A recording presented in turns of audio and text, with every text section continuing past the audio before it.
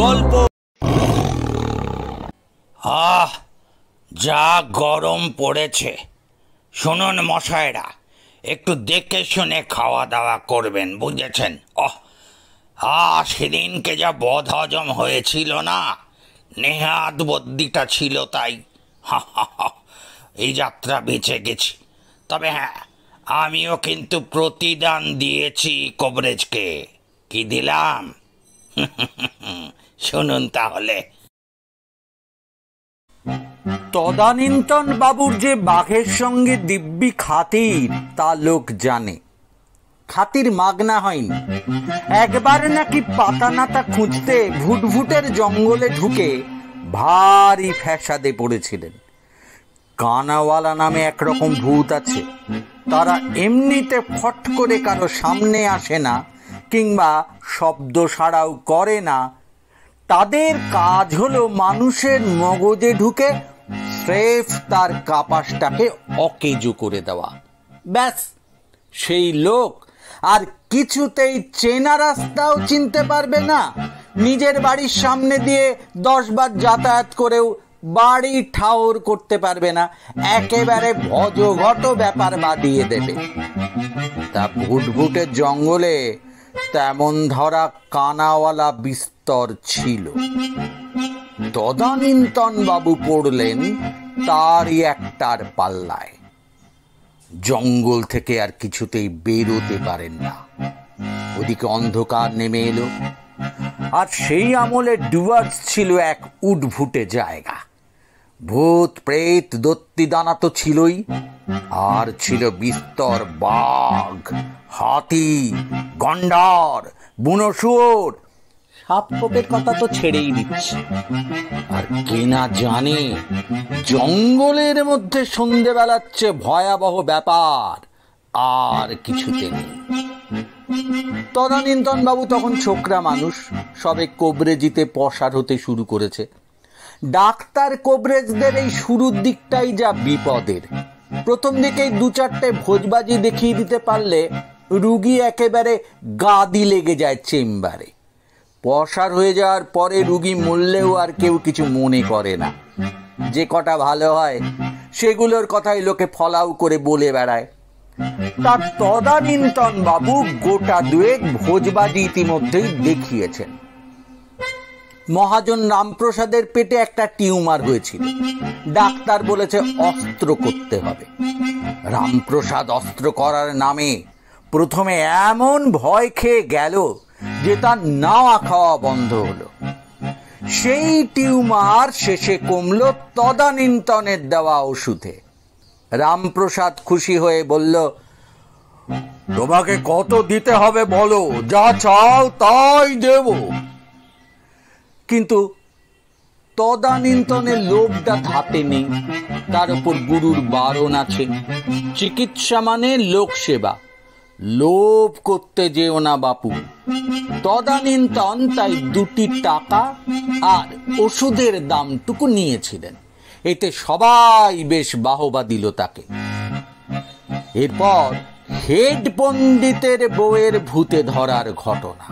সে এক বিদঘটে ব্যাপার।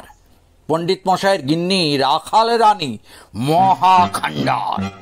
তার ভয়ে বাড়ির বেড়ালটা অব্দি তটস্থ। অমন যে দাপটের পণ্ডিত মশাই, যার ভয়ে ছাত্ররা একেবারে ভিজে বেড়ালটি হয়ে থাকে, সেই হেন পণ্ডিত মশাই রাখাল রানীর কথায় ওঠবোস করেন।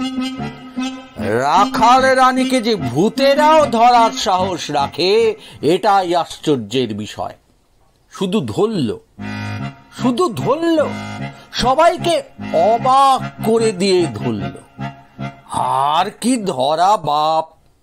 সাঁঝবেলায় পুকুর ঘাটে গা ধুতে গিয়েছিলেন, ফিরে এলেন অন্য মানুষ হয়ে। 1 গলা ঘোমটা, নববধূর মতো হাবভাব, কথা নেই বার্তা নেই।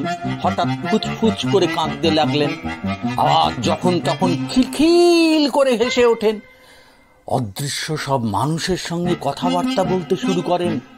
গলা ছেড়ে বিদঘুটে গান গাইতে আরম্ভ করেন। একদিন দিনে দুপুরে একটা মোষের পিঠে চেপে খানিকটা ঘুরে এলেন। এই সব কাজ দেখে ডাক্তার বদ্যি ডাকা হলো। তারা ফেল মারলে ডাকা হলো ওঝা। রাজ্যের লোক ভেঙে পড়ল কাণ্ডটা দেখতে। ওঝা যখন হার মেনে চলে গেল, তখন তদানীন্তন বাবুর ডাক পড়ল। তা তদানীন্তনের কপাল ভালোই বলতে হবে। খুঁজে পেতে লাগসই গাছগাছড়া পেয়ে ওষুধটা বানিয়ে ফেললেন, আর তার লেগেও গেল। 7 দিনের মধ্যে রাখাল রানী আবার সেই আগের মতো খান্ডান্নি হয়ে উঠলেন। তদানীন্তনের বেশ নাম হলো।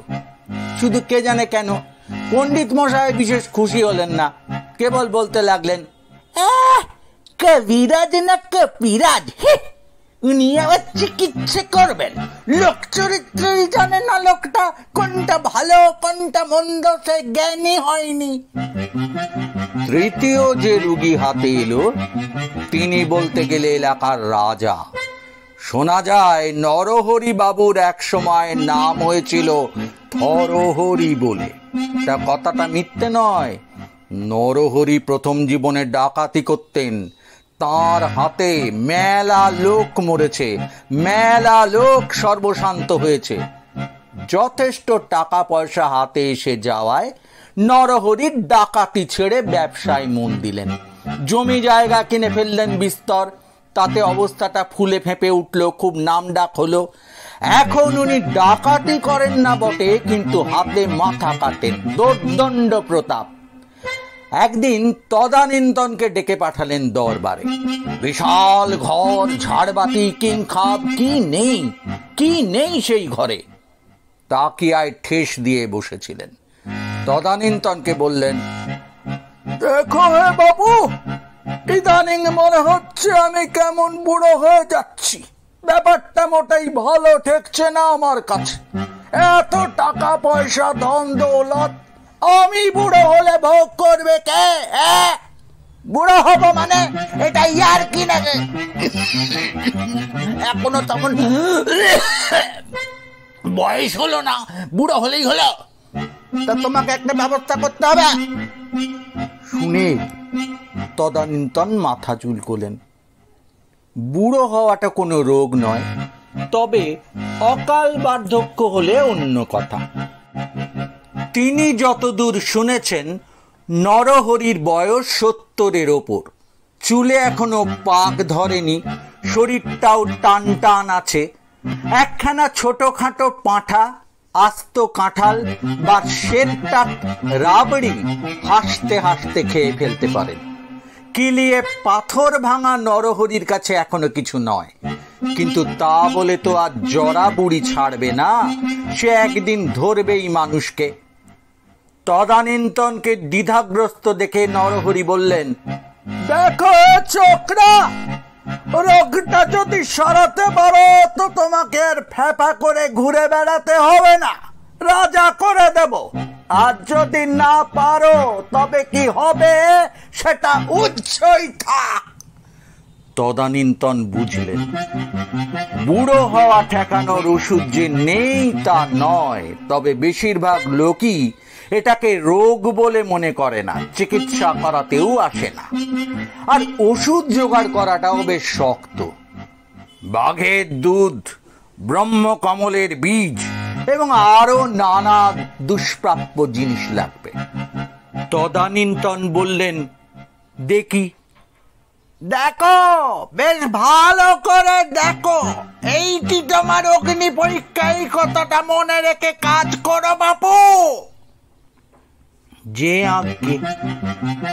এটা যে একটা প্রচ্ছন্ন হুমকি তা বুঝতে কষ্ট হলো না তদানীন্তনের। ভারী চিন্তায় পড়ে গেলেন তিনি। তবে তিনি এটাও জানেন, নরহরির চিকিৎসা যদি লেগে যায় তাহলে পসারের জন্য আর ভাবতে হবে না। ভাবতে ভাবতে তদানীন্তন শুকিয়ে যাচ্ছিলেন।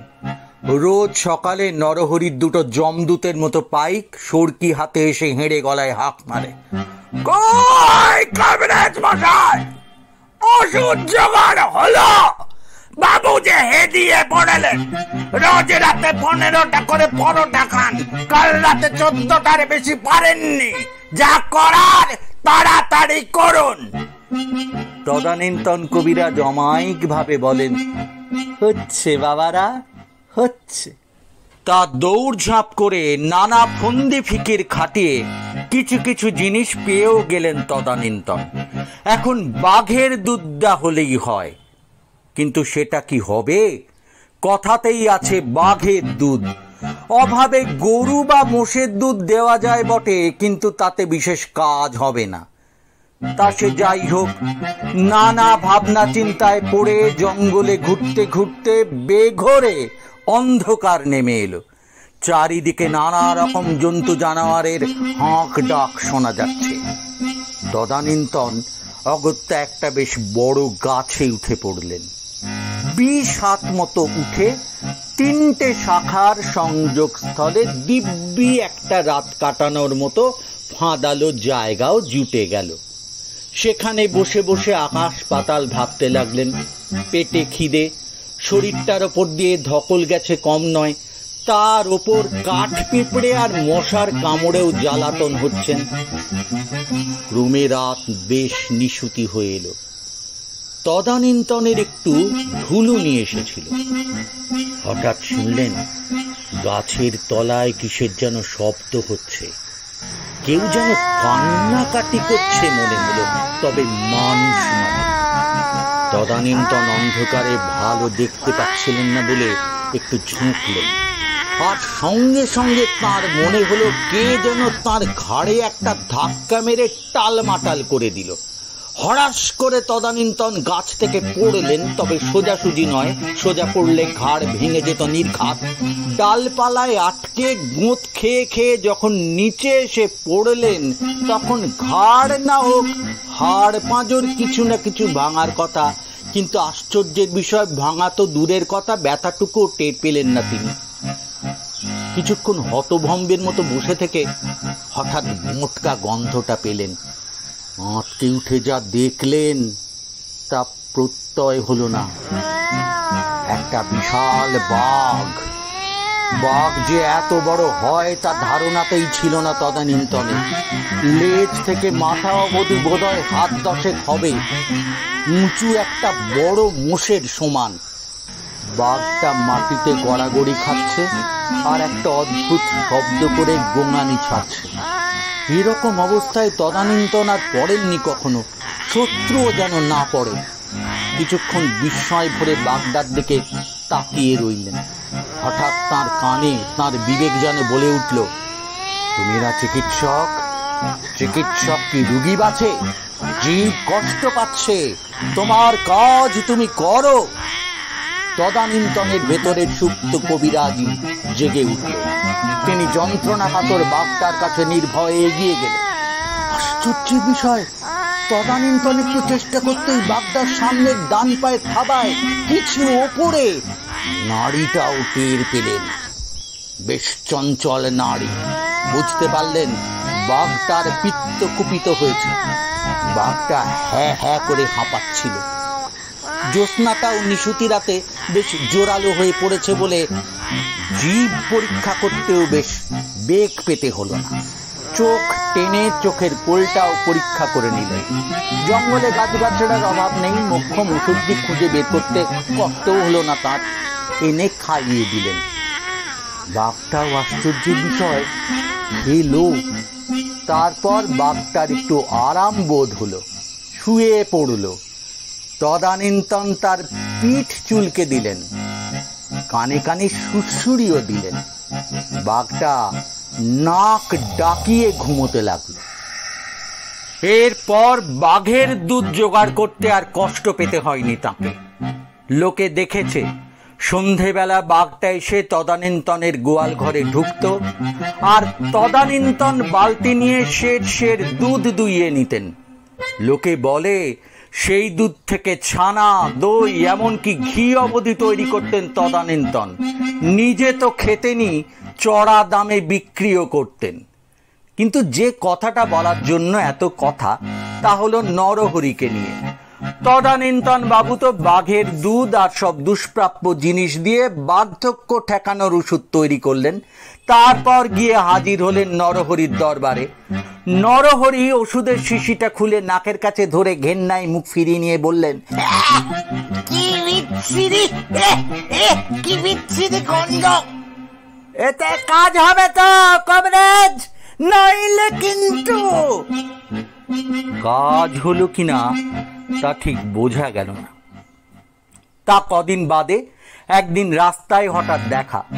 তদানীন্তন তার গাছগাছড়ার খোঁজে যাচ্ছিলেন, আর ঘোড়া দাপিয়ে প্রাতভ্রমণে বেরিয়েছিলেন নরহরি। একেবারে মুখোমুখি পড়ে গেলেন। এই যে কমরেজ, কি খবর? তদানীন্তন তটস্থ হয়ে বললেন, যে আগে খবর ভালোই, তা আপনাকে বেশ ছোকরা ছোকরা দেখাচ্ছে কিন্তু। এ কথায় হঠাৎ ঘোড়া থেকে লাফ দিয়ে নামলেন নরহরি। তারপর গাঁক গাঁক করে চেঁচিয়ে উঠলেন, এই কথাটা আজকাল আমাকে সবাই বলে কেন বলো তো? এটা কি আর কি নাকি?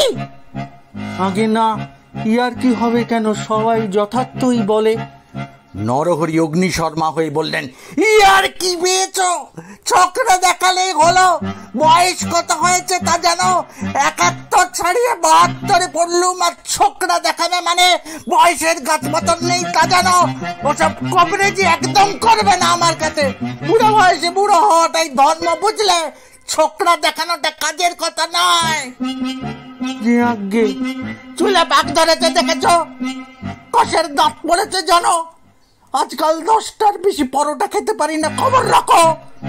আগে না, খুব কবিরাজ হয়েছ। পণ্ডিত ঠিক বলে, কবিরাজ না কপিরাজ। এই বলে ঘোড়া ছোটালেন নরহরি। তদানীন্তন হাঁ করে চেয়ে রইলেন। গপ্পটা ভালো লাগলে লাইক করবেন, শেয়ার করবেন আর সাবস্ক্রাইব করবেন।